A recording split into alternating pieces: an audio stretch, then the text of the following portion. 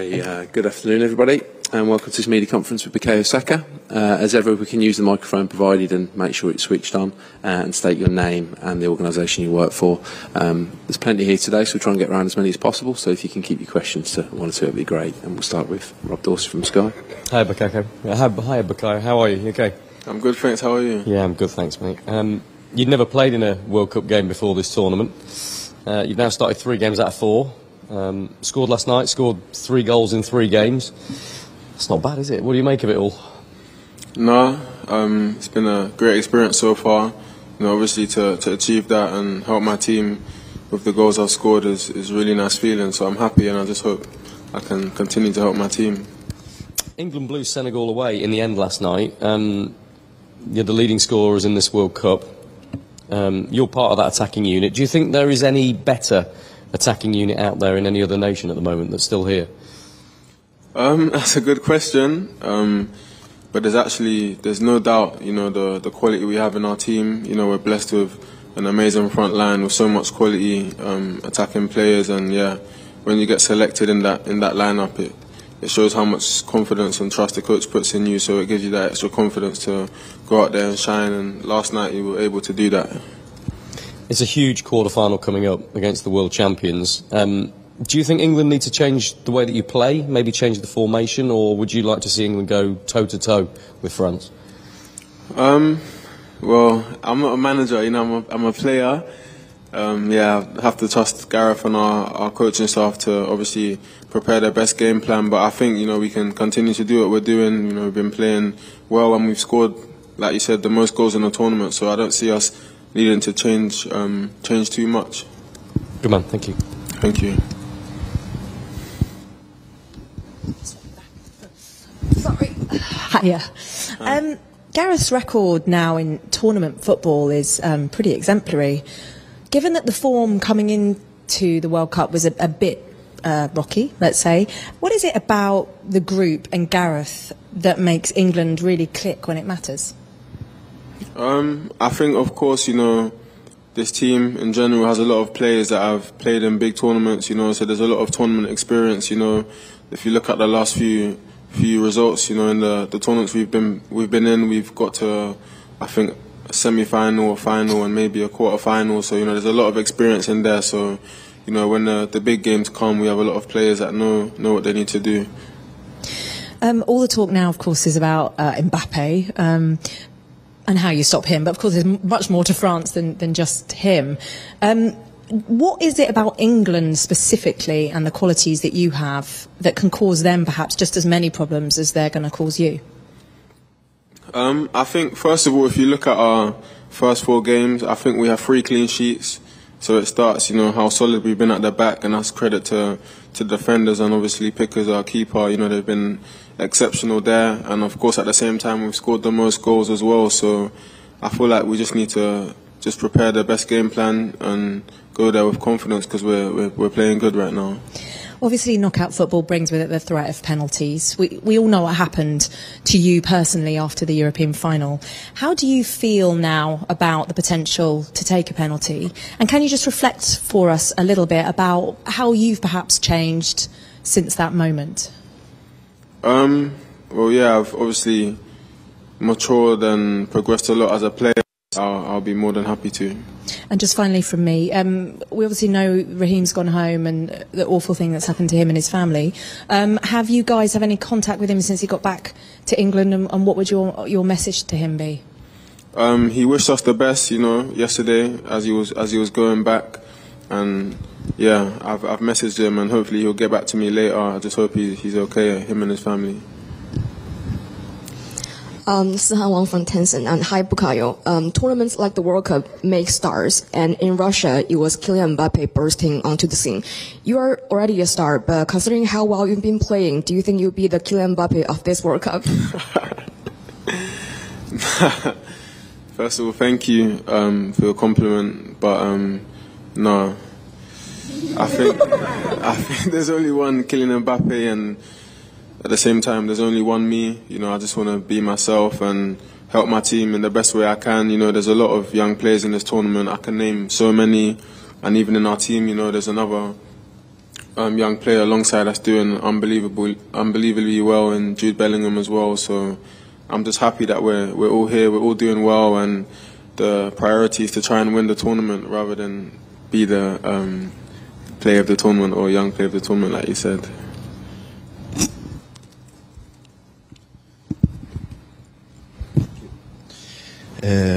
Aaron from Norway, NRK. Well, in this World Cup, the pitches are being cooled down by air condition. Is this something you notice while playing? To be fair, the stadiums have felt quite cool, so yeah, definitely I've noticed that it hasn't been too hot. So yeah. How does that affect your play? Well, of course, you know, it's a bit easier to play when it's cooler than when it's too hot. So obviously, it would help us as players.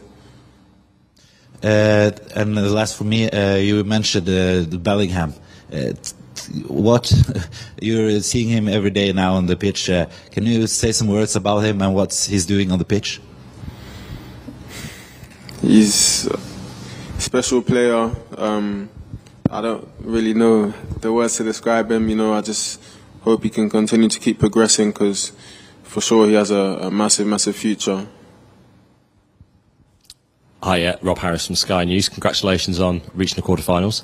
Thank you. Obviously, a lot of fans back home in the cold, watching England, probably getting pretty excited now gradually the tournament is progressing. What would your message be to fans back home who are getting excited and what this team can achieve? Well, yeah, I've seen a lot of the videos back home, you know, when the fans celebrating them. You know, we all love to see that. We just want to obviously thank them for the support, you know, and just ask them to keep supporting us, keep pushing us to the end, and believing in the team. Obviously, it's the world champions next, but given what you've achieved as a group, is it you who should be feared, do you think, rather than thinking of them as being world champions who are pretty tough?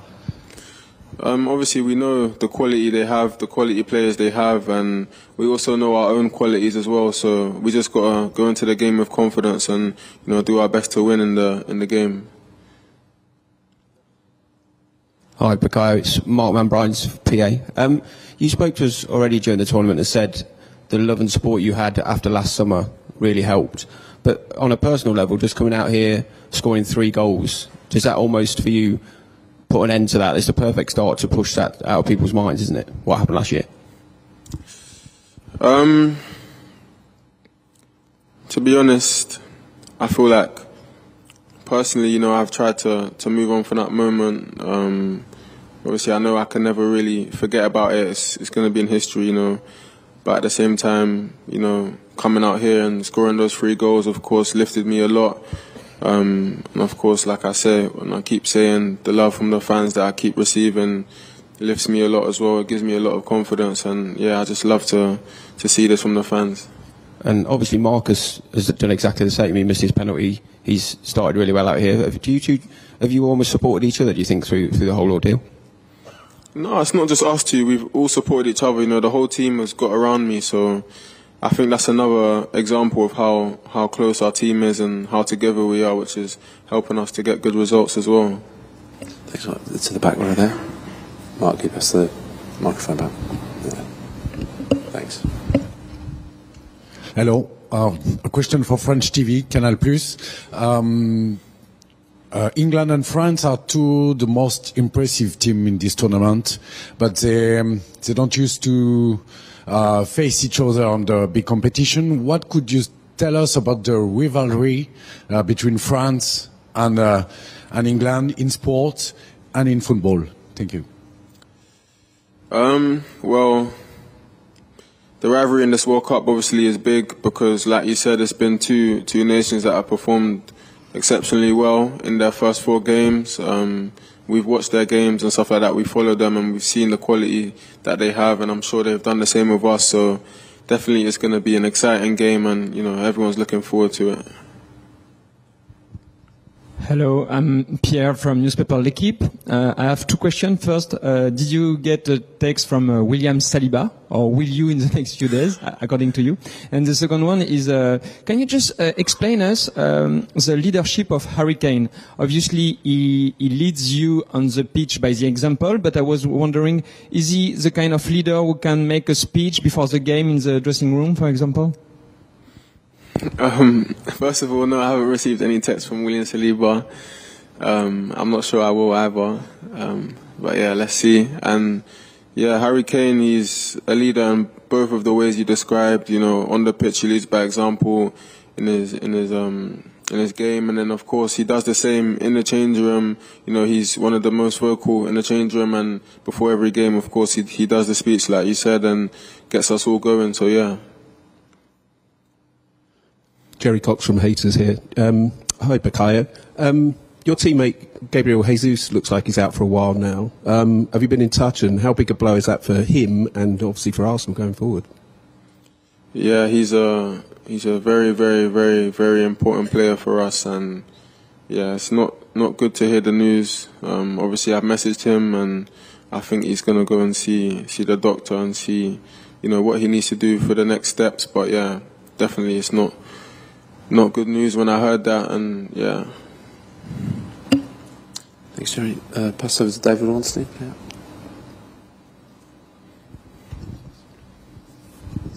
Hi, Bukayo. David Ornstein from The Athletic.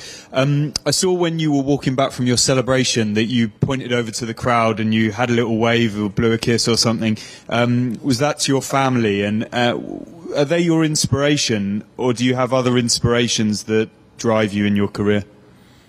Yeah, it was to my family. You know, they follow me everywhere, and they have done since, you know, I started my footballing journey. So just to go from that to obviously scoring a goal at the World Cup, you know, those type of moments, you know, just stay with me forever. So yeah, it's really nice to obviously see them in the crowd and see their smile, get up and clap for me. So yeah, I always try and look out for them. And the likes of you, Jude Bellingham, Phil Foden, are being talked about around the world as sort of generational talents. Do you guys sort of accept that and see yourselves as the best young players in the world? I don't know, obviously, how they feel about that.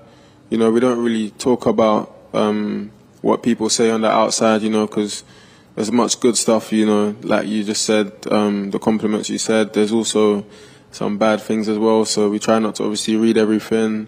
But yeah, I know that definitely all three of us have the confidence in ourselves, you know, that we have quality to go into the game and decide games and affect the games and help our team. So yeah, I think we need to just continue like this and try and continue to help England. And just finally from me, you've obviously got a huge game ahead, but there are a lot of people, us included, talking about England as being contenders for this title. Actually, your teammates have talked about that being the target. So does it sit comfortably with you as a squad to be potential winners of this tournament? Yeah, of course. You know, we have to believe that. You know, we have to come into this tournament and believe that we can win it. Right now, our focus is on the next game, which is France. You know, it's going to be a really difficult game, but, you know, we have to try and get through that and then focus on the next one, and, you know, it will get closer and closer, and hopefully we give ourselves the best chance to win it. Hi, Bukayo. James Ollish from ESPN. You've had a great season domestically. Obviously, Arsenal flying high at the top of the league. How much has that helped you here coming into this tournament with that confidence from what you've done already this season? Yeah, it's been an amazing season so far of Arsenal. Like you said, we're top of the league right now, and not just me, everyone in that team is playing with, you know, so much confidence. So obviously coming here, you know, we can bring that here, and yeah, it's really helped me, of course. I want to ask you about Olivier Giroud. I think he left before you made your senior debut, but obviously you were around the squad at the time. Did you ever spend any time with him? Did he ever give you any advice? No, I never actually got to train with him. I think he'd left already before I'd come up to Coney. So no, but obviously I heard things about him. You know, that he was a quality player, really good at finishing and stuff like that. So yeah. One player you have played with, of course, is William Saliba.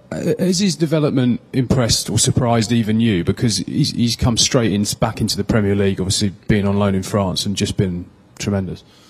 Yeah, I can't talk highly enough of Willie. He's unbelievable. Yeah, he's got an amazing future. So yeah, I'm looking forward to see how much he keeps developing, and I wish him all the best. You know, he's such a good guy as well. And just a final one from me. I read an interview where you said that you read the Bible every night, and I just wondered if you were doing that out here, and if you had a particular passage that was sort of inspiring you or helping you at the moment.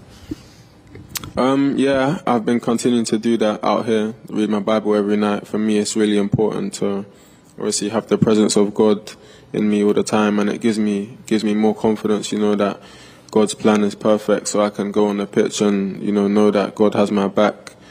But the main thing for me is just keeping my faith, you know, just having faith in God, so I don't need to be nervous or worry about any outcomes, because obviously it's my first World Cup. You know, I can start worrying about different things and different outcomes, but instead I just choose to put my faith in God.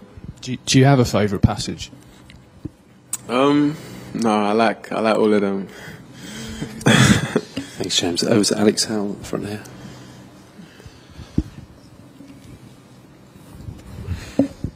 Hi, Bukayo.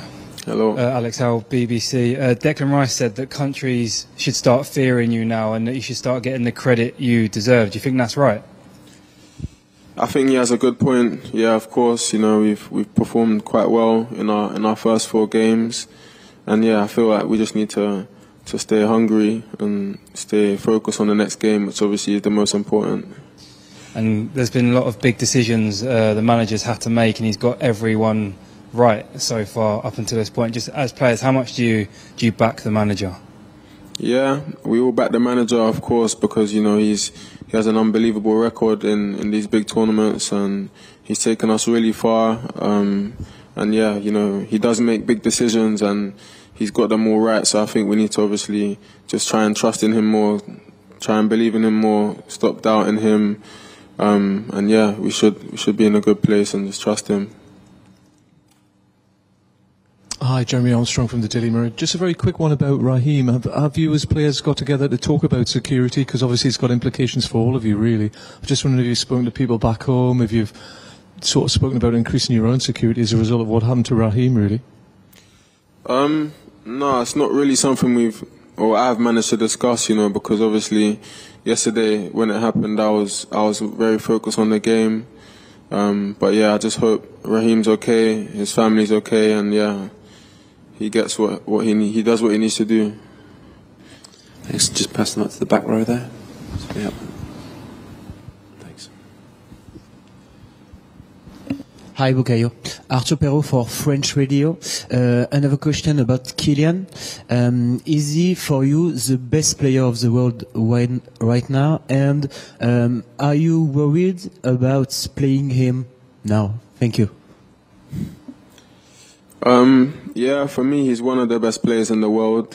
He's up there with the best players. And of course, you know, we know the quality he has, and as a team, we have to just try and prepare to try and stop him. But not only him, you know, France have a lot of other quality players as well, so we need to be aware of that. Last one of this section. Hello, David Alvarez, El País from Spain. In Russia, England scored lots of goals from set pieces. Obviously, you weren't there, but have you talked with the guys about changes in the way you approach games, or the manager approaches the games, and you work during training for this? Thank you. Yeah, we're always practicing and thinking of new ideas, the coaching staff and also the players as well, to try and obviously score goals this way, because you know a lot of goals and a lot of games, big games, are decided on set pieces, so we try and be ready to score in the opposition box and obviously defend our own box when it's against us. Okay, we'll end the live section there, and we'll move on to a very short section embargoed until 10:30 p.m. UK time this evening.